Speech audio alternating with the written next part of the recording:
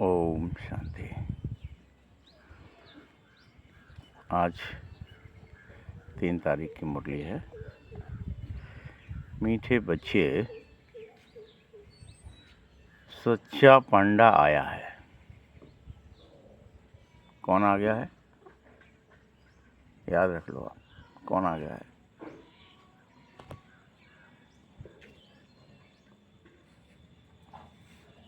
सच्चा पंडा आ गया है। सच्ची सच्ची यात्रा सिखाने।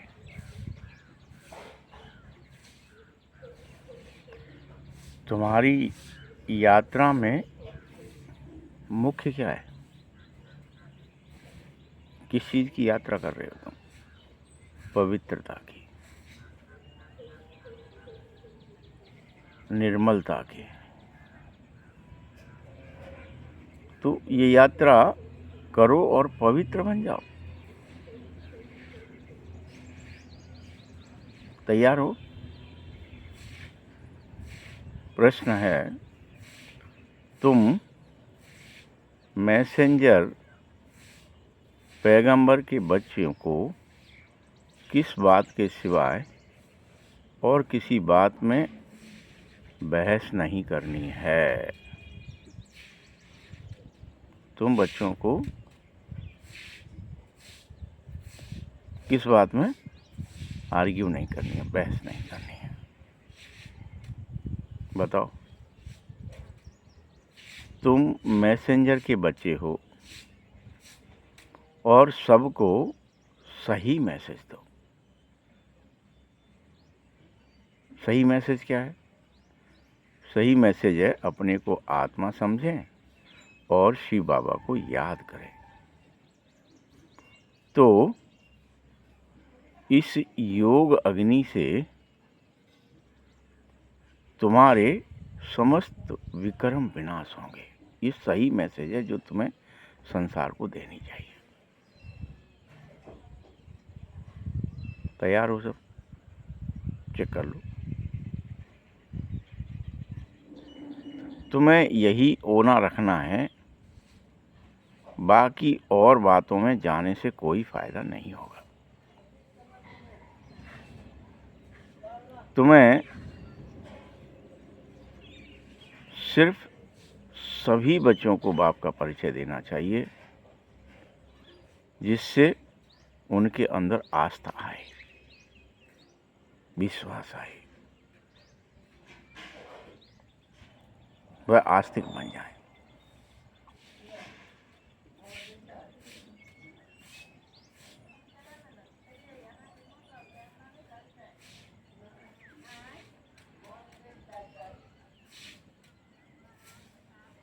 रचता और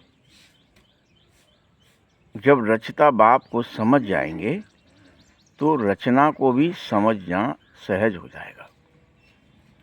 इसके लिए तुम्हें परिचय देना है। गीत है, हमारे तीरथ न्यारे हैं। ओम शांति। मीठे मीठे रूहानी बच्चे जानते हैं कि हम सत्य तीर्थ के वासी हैं, सच्चे पंडे हैं और हम उनके बच्चे जो हैं वह भी सच्चे तीर्थ पर जा रहे हैं। यही है झूठ खंड, पतित खंड। इससे हम सचखंड और पावन खंड में जाएंगे। ये काम अभी हमें करना है। जैसे मनुष्य यात्रा पर जाता है ना, कोई कोई तो बहुत खास यात्राएं लगती हैं जहाँ पर कोई कभी भी जा सकता है। वैसे ही यह भी एक यात्रा ही है तुम्हारी आत्मा की, जिसमें तुम्हें जाना ही होगा। क्योंकि अब सत्य का पंडा खुद आ गया है तुम्हें सत्य सिखाने। वह आता ही है हर कल्प कल्प के संगम पर। इसमें न ठंडी न गर्मी की बात है, इस यात्रा में न किसी धक्के खाने की बात है, लेकिन ये यात्रा करनी है। इसका नाम है याद की यात्रा। तो देखो, उन यात्राओं में सन्यासी जाते हैं, लेकिन ये एकमात्र ऐसी सच्ची सच्ची यात्रा करना है जिससे तुम समस्त प्रकार से मुझे याद करोगे और पवित्र रहोगे। ये पवित्रता की यात्रा है।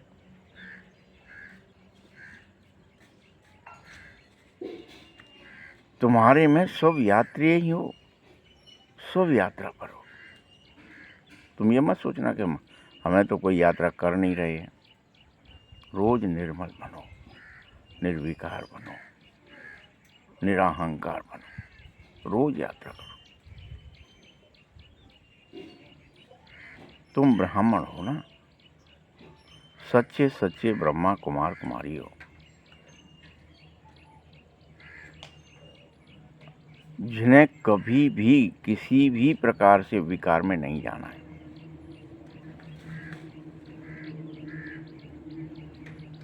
पुरुषार्थी जरूर बन जाना है।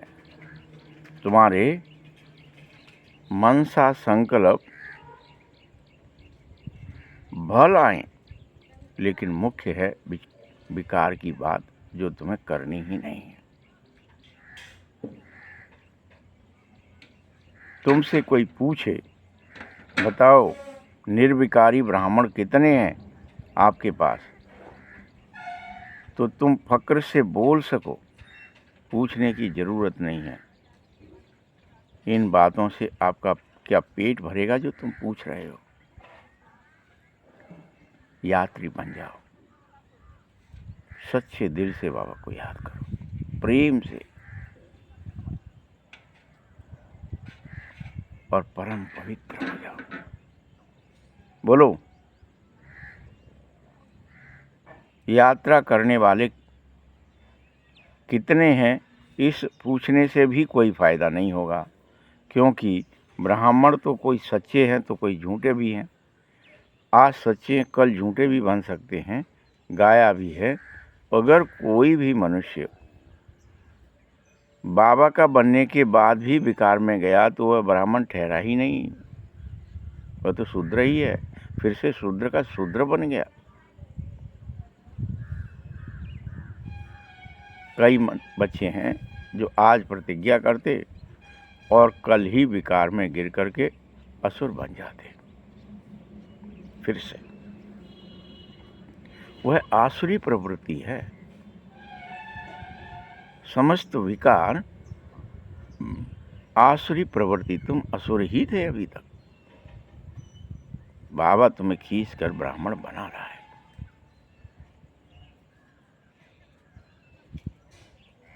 अब मैं तुम्हें यह बातें कहाँ तक बैठ समझाऊं। इनसे पेट तो नहीं भरेगा या मुंह मीठा भी नहीं होगा। एक ही काम है यहाँ तो कि हमें बाबा को याद करना ही चाहिए, बस। और बाप की रचना के आदि मध्य अंत को जानना चाहिए। बाकी अन्य बातें में कुछ रखा नहीं है। बोलो, यहाँ बाबा की याद दिलाई जा रही है। इसमें पवित्रता ही मुख्य है।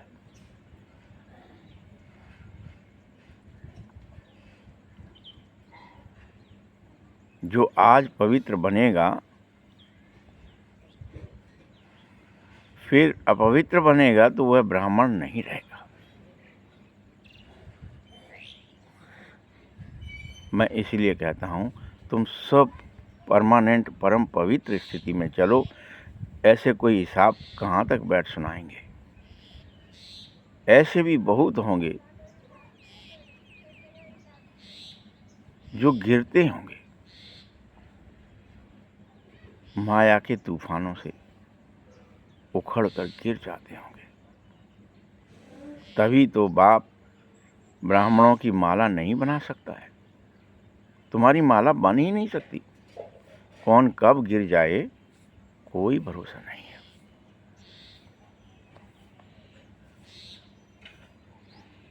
हम तो पैगंबर के बच्चे पैगाम सुनाने आए हैं, मैसेंजर के बच्चे तो मैसेज देने आए हैं। और मैसेज छोटा सा ही है कि अपने को आत्मा समझना है और बाबा को याद करना है। इस योग अग्नि से हर हालत में सभी विकर्म विनाश हो जाते हैं।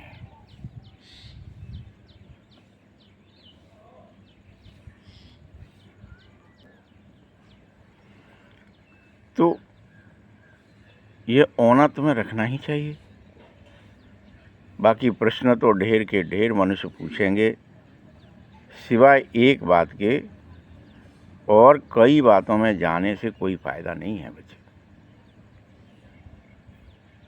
यहाँ तो यह जानने का ही है।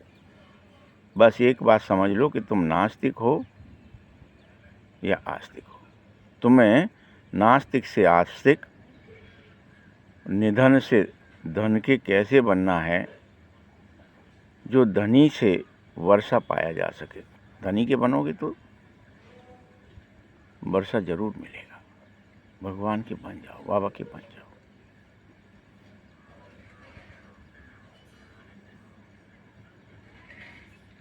बाकी जो सब पुरुषार्थी हैं,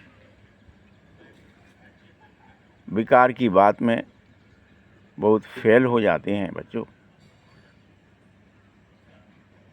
कई बच्चे ऐसे हैं जो बहुत दिनों के बाद स्त्री को देखते हैं तो झट बात मत पूछो क्या हालत हो जाती है।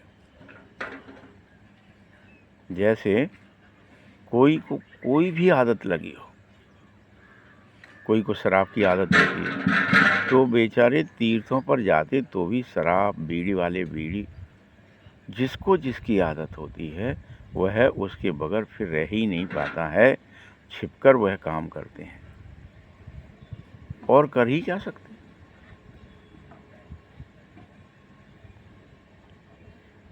बहुत हैं जो सच बोलना ही नहीं चाहते, छिपाते ही रहते हैं। ये सब ठीक नहीं है। बाबा तुम बच्चों को बेहद युक्तियां बताता है। तुम अपने को आत्मा समझकर मुझे याद करोगे तो तुम्हें अनेक युक्तियां बाबा से मिलेंगी। कैसे युक्ति से जवाब दोगे? बाबा एक है, परिचय दे रहा है जिससे मनुष्य आस्तिक जरूर बन जाए। पहले जब तक बाप को नहीं जाना है तब तक कोई प्रश्न पूछना फालतू है। ऐसे बहुत आते हैं लेकिन ज्ञान में आने के बाद समझते कुछ नहीं है। याद रखना, सिर्फ सुनते रहने से कोई फायदा नहीं होने वाला है।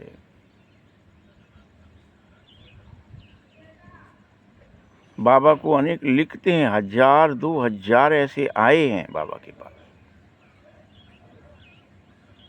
जिनमें से सिर्फ 1-2 ही समझाए।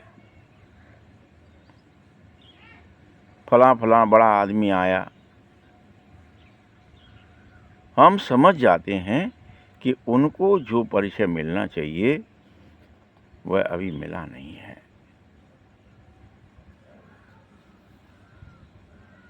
इसलिए गड़बड़ हुई है। पूरा परिचय मिले तो जरूर समझें कि यह तो ठीक ही कह रहे हैं। हम आत्माओं को शिव बाबा का परिचय, परमपिता परमात्मा का परिचय मिलना ऐसे चाहिए कि वह पढ़ाने आता है। बोलो, ऐसा परिचय है?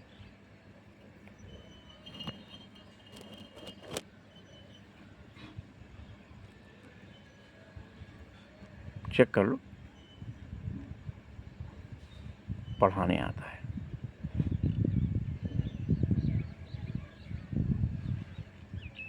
क्यों पढ़ाता है जानते हो?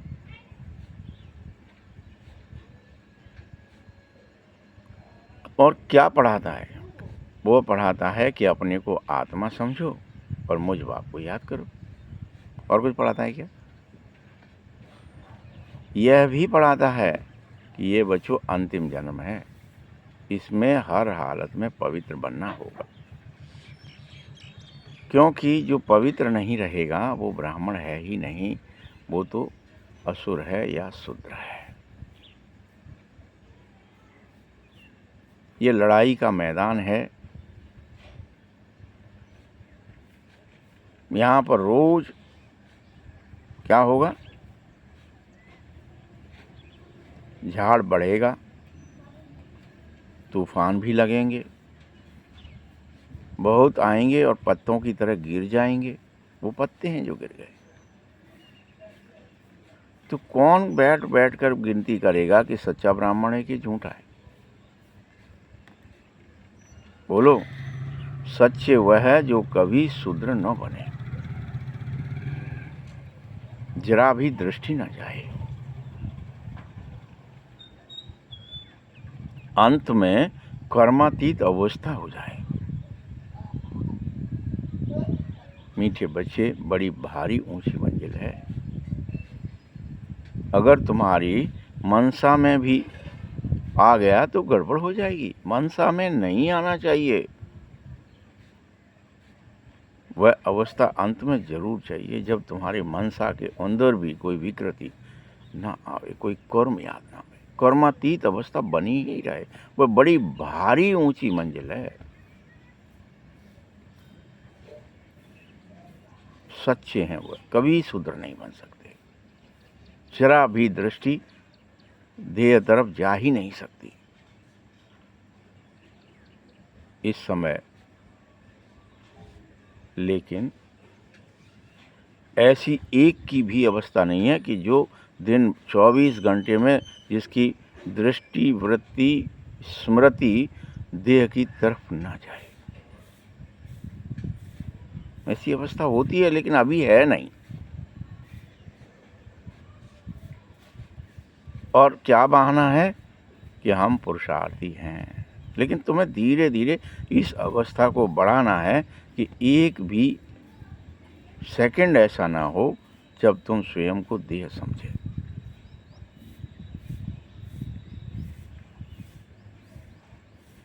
नीचे ऊपर होते ही रहते हो, जिसके लिए मुख्य आंखों की ही बात है कि हम आत्मा हैं, शरीर द्वारा पाठ बजा रहे हैं। ये बहुत पक्का अभ्यास चाहिए, रात दिन अभ्यास चाहिए। हम शरीर नहीं है, याद रखना। ये युद्ध तो चलता ही रहेगा, तब तक चलेगा जब तक रावण राज्य समाप्त नहीं हो जाएगा। जैसे ही रावण राज्य समाप्त होगा, पिछाड़ी में तुम बच्चों की कर्मातीत अवस्था अवश्य आ जाएगी। और आगे चलकर तुमको इस बात की फीलिंग आएगी बाकायदा, अरे पहले से हम आत्मा क्यों नहीं समझते, क्यों देह समझे रहते थे दिन रात, सोते जगते, उठते बैठते, खाते पीते, किसी को भी देखा झट देह देख लिया। धीरे धीरे तुम्हें फीलिंग आएगी और समझते जाओगे। अभी तो ये झाड़ तुम्हारा पत्तों का बहुत छोटा है, तूफान भी है और गिर भी रहे हैं पत्ते। गिरते कौन है जानते हो? जो कच्चे होते हैं वह सब गिर जाते हैं। पक्के बनो मेरे पक्के बच्चे, कच्चे बनो। हर एक अपने से बार बार पूछो कि मेरी अवस्था अभी तक भी देह और दुनिया में तो नहीं फंसी है, कच्ची तो नहीं है। स्त्री पुरुष शरीर बनकर के तो नहीं देखता और उसी के चिंतन और मंथन में तो नहीं रहता। बाकी जो प्रश्न पूछते उन बातों में ज़्यादा जाओ मत। कोई और उल्टे प्रश्न पूछे तो बोलो हम तो बाबा की श्रीमत पर चल रहे हैं, वह बेहद का बाप है और आकर के हमें बेहद सुख दे रहा है अथवा नई दुनिया स्थापित कर रहा है जहाँ सुख ही होता है, जहाँ मनुष्य रहते हैं उनको ही दुनिया कहा जाता है ना बच्चे। निराकारी संसार में तुम आत्माएं आए हैं, यह किसी की बुद्धि में क्यों नहीं आता। आत्मा तो विंदी है ना, तो कैसे विंदी है यह भी पहले कोई नए को ही समझना होगा, समझाना चाहिए। पहले पहले ये समझाना है कि बेहद का बाप बेहद वर्षा देने के लिए आया है, हद का वर्षा नहीं है। समस्त आत्माओं को आप बेहद पूरे भूमंडल की सभी आत्माओं को आत्मदृष्टि से देखो। भारत परम पवित्र था, अभी तो पतित बन गया है। लेकिन दृष्टिकोण चेंज तभी होगा जब आपको यह स्वीकार हो जाएगा कि बाबा जो बता रहा है कि कलयुग के बाद सतयुग आना ही है, तो हमें तो पवित्र तो बनना ही पड़ेगा। ये कोई बड़ी बात नहीं है कि पवित्र कैसे बने। दूसरा कोई भी यह बात समझ न सके, न समझा सके सिवाय तुम भी के, क्योंकि यह है ही नई रचना जिसमें सर्वशक्तिमान बाप तुम्हें पढ़ा रहा है।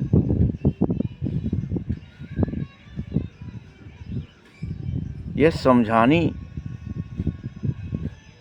बुद्धि में रहनी चाहिए। यह कोई डिफिकल्ट बात नहीं है, परंतु पता है क्या होता है, माया झट बुला देती है। और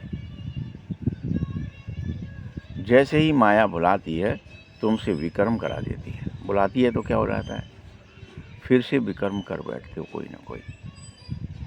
स्मृति में या दृष्टि में या वृत्ति में आ जाता है कि देह है, स्त्री है, पुरुष है, मैं भी एक देह हूँ, बस सो विकर्म हो जाता है। क्यों ऐसा हो रहा है बार बार?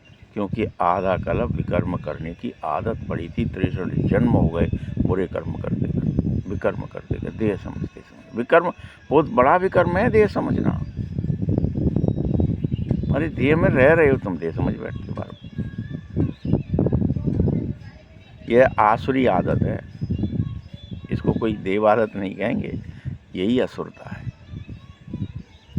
ये आसुरी आदतों को मार दो, मेट दो। बाबा खुद कह रहा है सब पुरुषार्थी हो।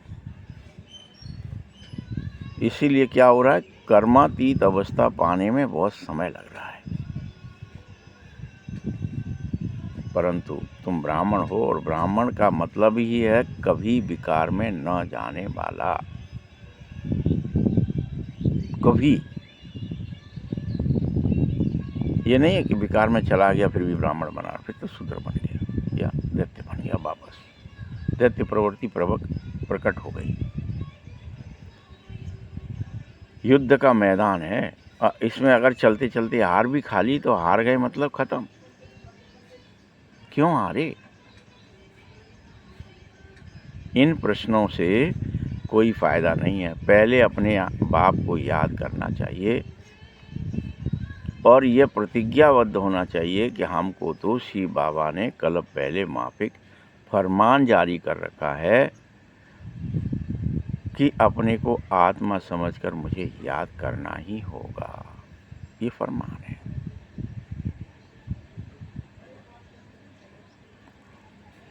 ये वही कल्प पहले वाली लड़ाई है तुम्हारी इस समय कि तुम्हें आत्मा समझे कि देह समझे, ये युद्ध चल रहा है। और ये मनोमय युद्ध है, मन के अंदर चलता है, और इसके अच्छे और बुरे विकार ही देवता और दैत्य है। आत्मस्मृति और देह स्मृति अपनी अपनी तरफ खींचती है। इससे ये मंदिराचल पर्वत, ये विचार सागर मंथन होने लगता है। बाप एक है, कोई देहधारी बाप नहीं है, न श्री कृष्ण बाप है। गीता में कृष्ण का नाम यूं ही डाल दिया है, भगवानुवाच था वो, सिर्फ उसने कृष्ण भगवानुवाच ले लिया। तो गलत से सही बनाने वाला भी बाप ही है, तभी तो उसको सत्य कहा जाता है कि सत्य ही शिव है। उसको कहा ही जाता है सत्य, वो सत्य स्वरूप है, सत्य लोक में रहता है। वो सत्य क्या है कि वह एक, इस समय तुम बच्चों को इस सृष्टि के राज को समझाने आ गया है। तुम समझो, सतयुग में देवताओं का राज्य होगा, तुम परम पवित्र होंगे, देवता होंगे, तुम राज्य कर, कभी वहाँ तो किसी को भी देह स्मृति रहेगी ही नहीं। देवता मतलब क्या, जिन्हें सदैव आत्मस्मृति रहती हो, कभी देह स्मृति न रहे, ऐसी अवस्था हो जाती है। और इस बात का देह होने का अज्ञान हो जाता है कि हम देह है, नहीं। सबको ये होश रहता है, किसी को बेहोशी नहीं होती अभी की तरह कि हम देह भी हैं। अभी सबको बेहोशी है कि हम तो देह हैं, हम स्त्री हैं, हम पुरुष हैं। संगम युग क्लियर कर दिखाना चाहिए कि पुरुषोत्तम बनने का, फिर से आत्मस्मृति में लौटने का समय है। उस तरफ देवता, इस तरफ असुर है। बाकी और कोई सागर मंथन नहीं होता है, और इसमें भले ही अनेकों रतन निकलते हैं, लेकिन लास्ट में क्या होता है, अमृत निकल ही आता है। वो अमरता आ जाती है तुम्हारे स्वरूप में, तुम्हारे विचार में, तुम्हारे भाव में, कि हम अजर अमर अविनाशी आत्मा हैं। यही अमृत भगवान तुम्हें पिलाना चाहता है, स्मृति दिलाना चाहता है। पियो। अब इसमें जो पिएगा इस अमृत को, सो देवता बन जाएगा। और इस समय पढ़ते समय भी अगर तुम्हें अभी भी देह और दुनिया की याद रहती है, तो तुम अभी भी क्या मांगोगे, सुरा मांगोगे पीने के लिए, कि हमें तो देह की स्मृति दिलाओ। हम तो देह में ही फिर से बेहोश हो जाना चाहते, हम आत्मस्मृति में आना ही नहीं चाहते, तो असुर बन जाए। इसलिए दिखाया कि देवताओं ने सिर्फ अमृत पिया, और दैत्य ने तो वहाँ भी असुरी क्या मांगा, सुरा मांगा, उससे असुर रहे। याद रख लो ये बात। ये लड़ाई तुम्हारे अंदर तुम्हें खुद ही लड़नी है। ये लड़ाई तुम ब्राह्मणों की है, वह भी तुम्हारे अपने विकारों से। यही वो देव दानव युद्ध है।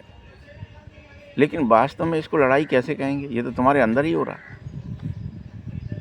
विचार का युद्ध है, भाव का युद्ध है, भावना का युद्ध है।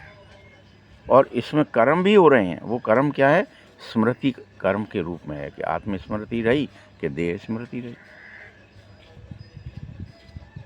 और सबसे बड़ा काम विकार है, महाशत्रु है यह।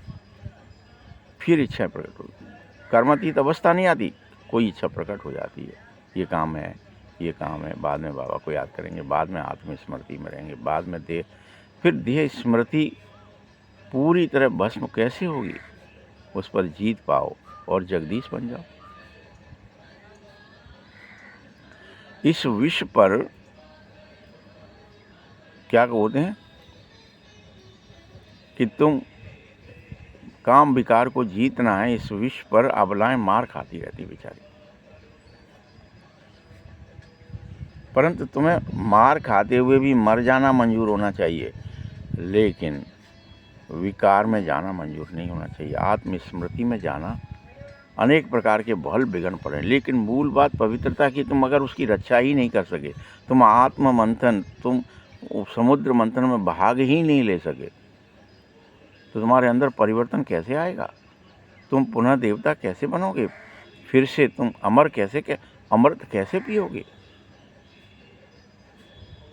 बोलो, क्या अभी से ही पीना अभी भी मंजूर है? पुरुषार्थ करते करते कितना ही तूफान आए, लेकिन उसे जीत लो। ये बहाना नहीं मार सकते कि बाबा क्या करें, हम तो कोशिश करते हैं, फलाना पत्नी नहीं मानती, पति नहीं मानता, भाई नहीं मानता, बहन नहीं मानती, संसार नहीं मानता, हम तो थक गए। नहीं, बल माया थक जाए, लेकिन तुम्हें थकना नहीं है, तुम्हें रुकना नहीं है, तुम्हें निरंतर आत्मस्मृति में ही रहना है। कुश्ती में जो पहलवान होते हैं ना, वह झट सामना कर लेते हैं, उनको डर नहीं लगता है। वैसे ही तुम पहलवान बनो, तुम्हें इस बात का बिल्कुल डर नहीं लगना चाहिए। तुम्हारा धंधा ही यही है। अच्छी रीति विचार अगर मंथन करें, लड़ें और जीतें। याद रखना, जो पहलवान जीतता है उसका नामाचार बहुत हो जाता है, उसका नाम रोशन हो जाता है, इनाम मिलते हैं। तुम्हें इनाम में बाप स्वर्ग की बादशाही देंगे। तुम्हारी तो ये गुप्त बातें हैं बच्चे। तुम जानो कि हम पवित्र आत्माएं थे, अभी अपवित्र बन गए हैं। फिर से मुझे कौन सी पवित्रता धारण करनी है? अब आप समझ गए ना, स्मृति में ये बात है कि हम देह हैं, तो हम अपवित्र हैं। और स्मृति में जब यह बात आ जाए कि नहीं, मैं तो आत्मा हूँ, देह में रहता हूँ, तो पवित्र बन जाए। बस यही मैसेज सबको देनी है। कोई भी प्रश्न पूछे, तुमको इन बातों में फंसना नहीं है। तुम्हारा रूहानी धंधा है, यह तुम्हें करना ही होगा। हम आत्माओं में बाबा ने ज्ञान भरा है और बाद में प्रारब्ध पाई है। अभी वो ज्ञान फिर से खत्म हो गया है। अब फिर बाबा पुनः ज्ञान भर रहे हैं। बाकी एक काम जरूर करो, नशे में रहो। बोलो, बाप का मैसेज देते हैं कि बाप को याद करेंगे तो कल्याण हो जाएगा। तुम्हारा धंधा ही यह रूहानी है और पहली पहली बात कि बाबा को जानना होगा। क्या जानना है? कि बाप ही है जो ज्ञान का सागर है। यह कोई पुस्तक थोड़ी सुना रहा है बच्चा। वो लोग जो डॉक्टर ऑफ फिलॉसफी आदि बन जाते हैं, फिलोसफर, डॉक्टर ऑफ फिलॉसफी की वजह से कितनी किताबें पढ़नी पड़ती हैं, लेकिन बाबा नहीं पढ़ता कोई किताब। भगवान तो, बाबा तो ज्ञान का सागर है। उसे कोई फिलॉसफी पढ़ने की ज़रूरत नहीं है इस बात के लिए, आत्मा समझने के लिए। उसको तो सृष्टि का आदि मध्य अंत सब ज्ञान ही है। वह कुछ पढ़ना नहीं है उसे तो सब दिखाई दे रहा है। वह तो अविनाशी स्वरूप है ना, वह तो सब वेद शास्त्र भी जानता है। बाबा कह रहे हैं कि मेरा पाठ है तुमको ज्ञान समझाने का। ज्ञान और भक्ति का बहुत बड़ा कॉन्ट्रास्ट है, और कोई बता न सके कि यह ज्ञान की पढ़ाई कैसी है। भक्ति को ज्ञान नहीं कहा जा सकता। सर्व का सद्गति दाता एक ही बाप है। वर्ल्ड की हिस्ट्री जरूर रिपीट होगी ही होगी। पुरानी दुनिया के बाद नई दुनिया जरूर आती है बच्चों। तुमको तुम बच्चे जानते भी हो कि बाबा हमको फिर से पढ़ाने ही तो आया है। क्या पढ़ाता है? कोई बहुत बड़ी पढ़ाई पढ़ाता है? क्या पढ़ाता है बताओ? बस मुझे याद करो। और क्या पढ़ाया आपको? जोर सारा इसी बात पे है कि बस बाबा को याद करना है, वो भी पहले आत्मा समझकर। बाबा जानता है क्या कि बहुत अच्छे अच्छे बच्चे, नामी ग्रामी बच्चे, बड़े बड़े बच्चे याद की यात्रा में बहुत कमज़ोर हैं अभी भी। ये बाबा को पता है। और जो नामी ग्रामी नहीं हैं, बागेलियाँ हैं, गरीब हैं, वह याद की यात्रा में बेहद रहते हैं, बहुत रहते हैं। वो अलवेले नहीं होते। इसलिए कहता हूँ फिर से हर एक अपने दिल से खुद पूछो, मेरी बात मत सुनो, पूछो कि भला मैं कितना समय अपने को आत्मस्मृति में रखता हूँ, अपने समय फिर कितने समय बाबा को याद में रहता हूँ। बाबा कहता है बच्चे जितना हो सके मुझे याद ही करो। अंदर में बहुत हर्षित रहो कि भगवान हमको पढ़ाने आया है। तुम्हें बेहद खुशी होनी चाहिए।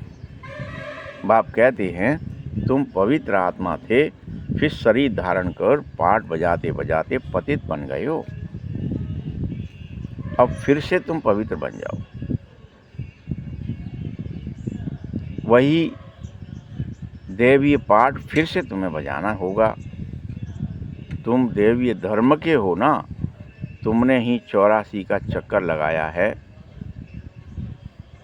सब सूर्यवंशी भी 84 जन्म थोड़े ही लेंगे, पीछे आते हैं अनेक, नहीं तो फट से अभी ही आ जाए। सवेरे उठकर बुद्धि से कोई काम ले तो समझ सकता है इस बात को। तुम बच्चों को विचार सागर मंथन जरूर करना चाहिए। बाबा को नहीं करना है, वह तो कह रहा है ड्रामानुसार जो कुछ सुना रहा हूँ यह भी मैं पहली बार नहीं सुना रहा, हर कल्प माफिक ऐसे ही समझाता हूँ। कल्प पहले भी समझाया था, वही फिर समझा रहा हूँ। मंथन तुम करो, तुमको ही समझना है, तुमको ही ज्ञान देता हूँ। यह ब्रह्मा भी मंथन कर रहा है, तुम बीके को भी मंथन करना चाहिए। शिव बाबा को कोई मंथन की ज़रूरत नहीं है, क्योंकि मूल बात एक ही है, किसी से ज़्यादा बात करनी ही नहीं है। ये मुख्य बात समझना है। आत्मा समझो, बाबा को याद करो, ज़्यादा बातों में फंसो ही मत। मूल बात है आर्ग्यू नहीं करनी है।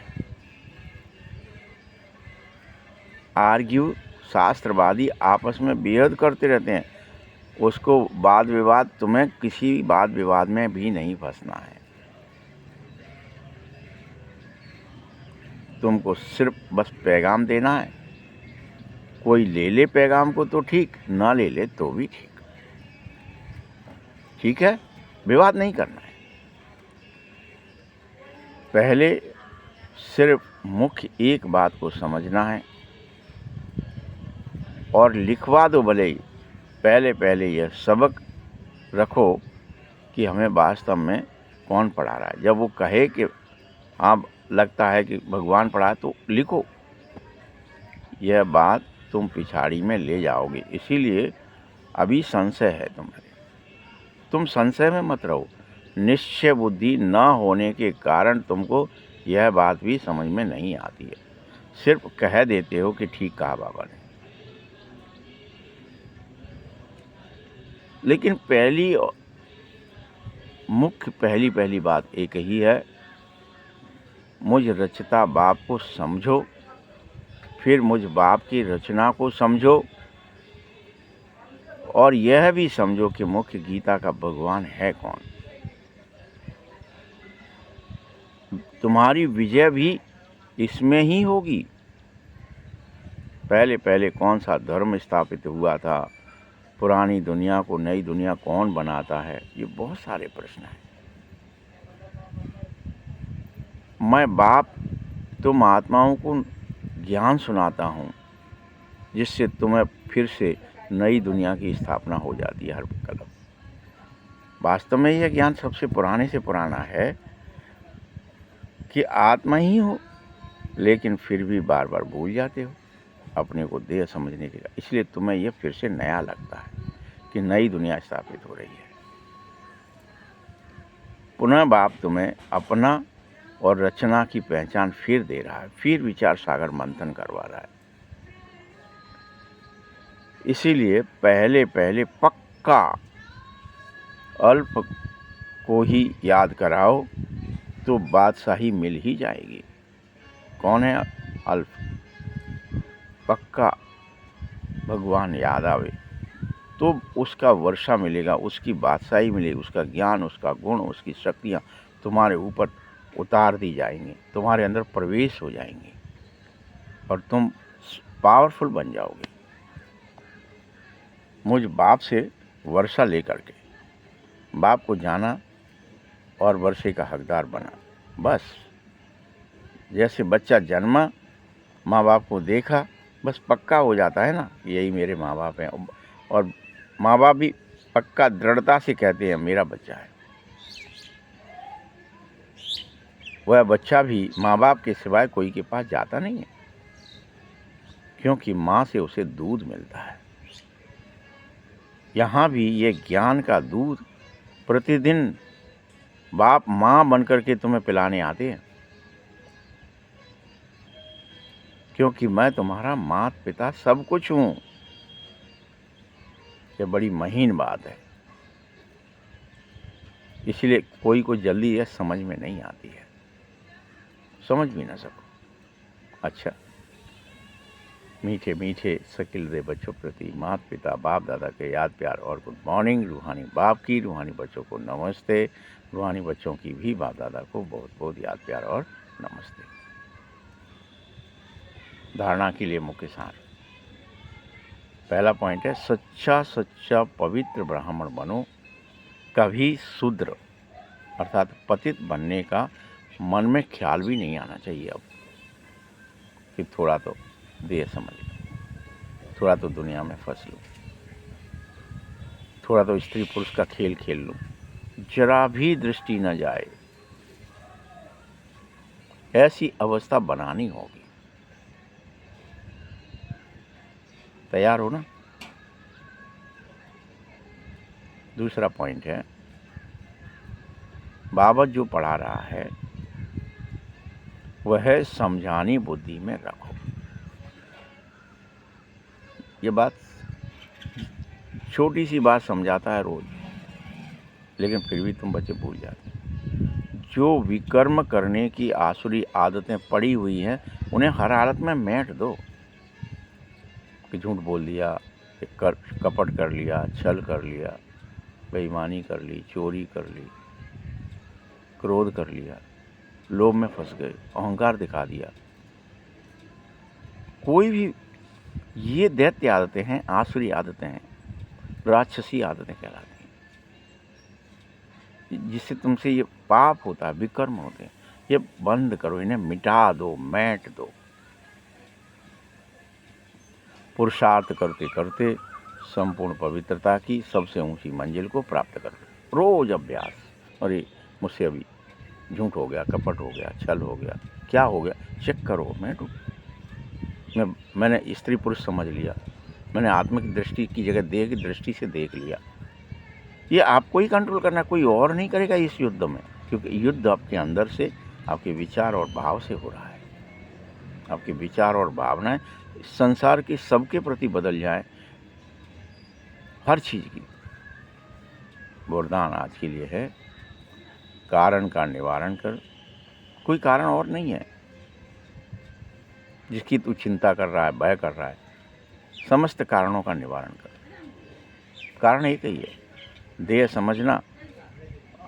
तो देह समझेंगे तो मैं मर न जाऊं, इसके लिए कहानियाँ बनाई कि मर न जाऊँ, ऐसा समझा अनेकों ने। दैत्य पैदा हो जाते हैं और दैत्य यही समझते मैं मरूंगा, मैं मर न जाऊँ, मुझे अब वरदान दे दो। फिर कारण का निवारण कर चिंता और भय से मुक्त रहने वाले मास्टर सर्वशक्तिमान बाबू।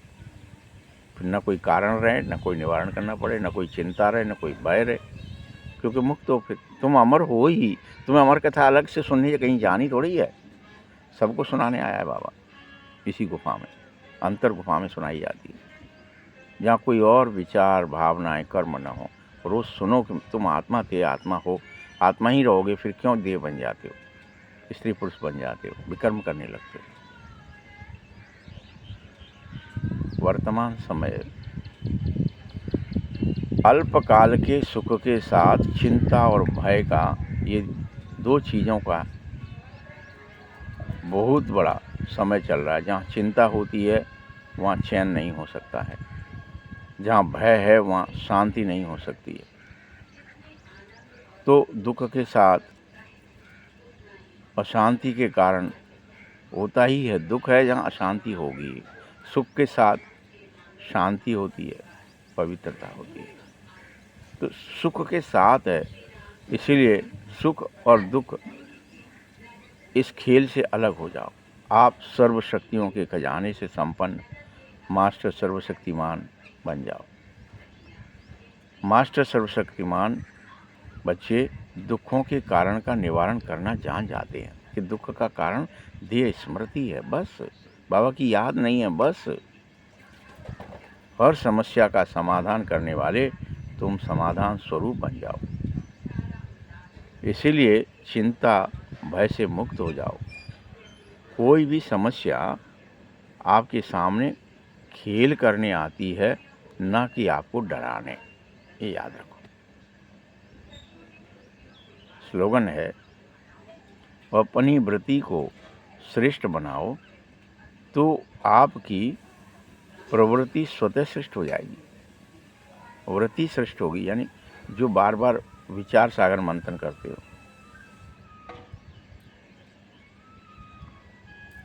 अपनी वृत्ति को श्रेष्ठ बनाओ तो आपकी प्रवृत्ति स्वतः श्रेष्ठ हो जाएगी। अव्यक्त इशारे हैं। अब लगन की अग्नि को प्रज्वलित कर योग को ज्वाला रूप बनाना ही होगा। समय प्रमाण सभी ब्राह्मण आत्माओं को समीप लाते हुए ज्वाला स्वरूप का वायुमंडल बनाने की बेहद सेवा करो। उसके लिए चाहे तुम्हें भट्टियाँ करनी पड़े, संगठित होकर रूहान करनी पड़े, ज्वाला स्वरूप होने का अनुभव करना पड़े, अनुभव स्वयं नहीं कर सको दूसरे को कराना पड़े, तो ऐसी सेवा में लग जाओ। तो छोटी छोटी बातें स्वतः ही सहज परिवर्तन हो जाएंगे आपके अंदर से और निकल जाएंगे। ठीक है? अच्छा, ओम शांति।